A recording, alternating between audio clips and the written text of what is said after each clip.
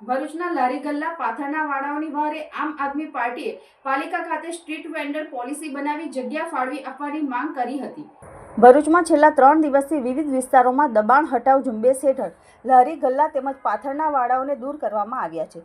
તેઓ ધંધા રોજગાર ગુમાવતા પરિવારનું ગુજરાન ચલાવવું મુશ્કેલ બન્યું છે। તેઓની સમસ્યાના નિવારણ માટે જિલ્લા આ પ્રમુખ પિયુષ પટેલ તેમજ કાર્યકરોએ લારી ગલ્લા વાળાઓની સાથે પાલિકા ખાતે તાનાશાહી નહીં ચલેગીના નારાઓ સાથે ધસી ગયા હતા। જોકે ચીફ ઓફિસર કે પાલિકા પ્રમુખ ઉપસ્થિત ન હોય આ મુદ્દે પ્રાંત અધિકારી સાથે ટેલિફોનિક રજૂઆત કરાઈ હતી, જેમાં તેમણે જણાવ્યું હતું કે મોટાભાગના ગરીબ લોકો લારી ગલ્લા ચલાવી પાથરના પાથરીને માંડ પોતાના પરિવારનું ગુજરાન ચલાવે છે, જેમના માટે સરકારે નક્કર નીતિ બનાવેલ નથી, જેના કારણે ઘણી વખત નગરપાલિકાના અધિકારીઓ દ્વારા દબાણ હટાવવાની કામગીરીના ભાગરૂપે આ લોકોના લારી ગલ્લા કેબિન કે પાથરના જપ્ત કરી લેવામાં આવે છે, જે ત્યારબાદ છોડાવવામાં સામાન્ય માણસ હેરાન પરેશાન થઈ જાય છે।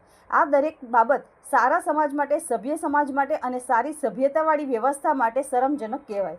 દરેક વ્યવસ્થા તંત્રની એ જવાબદારી છે કે આવા ફેરિયા, લારી ગલ્લા, કેબિન કે પાથરણાવાળા ગરીબ અને મધ્યમ વર્ગીય લોકો માટે એક નક્કર અને સુગમતા, સરળતા સાથેની સ્ટ્રીટ વેન્ડર પોલિસી બનાવવામાં આવે। નવા સુગમતા સાથેના નિયમો સાથે આ નીતિ બનાવવામાં આવે, જેના દ્વારા આ લોકોને લાયસન્સ મળી શકે, જેથી શેરી ઉપર, રોડ ઉપર લારી ગલ્લા, કેબિન કે પાથરણાવાળાને એક સુરક્ષિત, ભયમુક્ત રોજગારી મળી શકે અને એમને ધંધો રોજગાર કરવા માટેનો કોઈ પણ ડર કે ભય ન રહે, તેમજ શહેરને ટ્રાફિકની ઝંઝાળમાંથી મુક્તિ મળે અને પાલિકાને પણ આવક થઈ શકે। આ અંગે આગામી દિવસોમાં ઉગ્ર આંદોલનની ચીમકી પણ આપવામાં આવી છે। ભરૂચ નગરપાલિકાને અમે રજૂઆત કરવા માટે એવી આવ્યા હતા કે યોગ્ય જગ્યા નગરપાલિકાને માધ્યમથી ફાળવી આપવામાં આવે અને તમામ લારી ગલ્લા ધારકોને એક સ્ટ્રીટ વેન્ડર પોલિસી અપનાવવામાં આવે। એક જગ્યા ફાળવી આપી એમાં ભાડું નક્કી કરવામાં આવે। એ ભાડું નક્કી કરી અને તમામ લારી ગલ્લા ધારકોને ત્યાં આગળ વ્યવસ્થિત વૈકલ્પિક એક સુવિધા ઉપલબ્ધ કરી આપવામાં આવે, જેના કારણે રસ્તામાં પડતી જે ટ્રાફિકની સમસ્યાઓ છે, જે જ્યાં ત્યાં લારી ગલ્લા જે ઊભા થઈ જાય છે, જેના કારણે ટ્રાફિકની સમસ્યા છે, પોલીસને સમસ્યા પડે છે, જનતાને પણ સમસ્યા પડે છે, એ તમામ સમસ્યાનું નિરાકરણ આવે।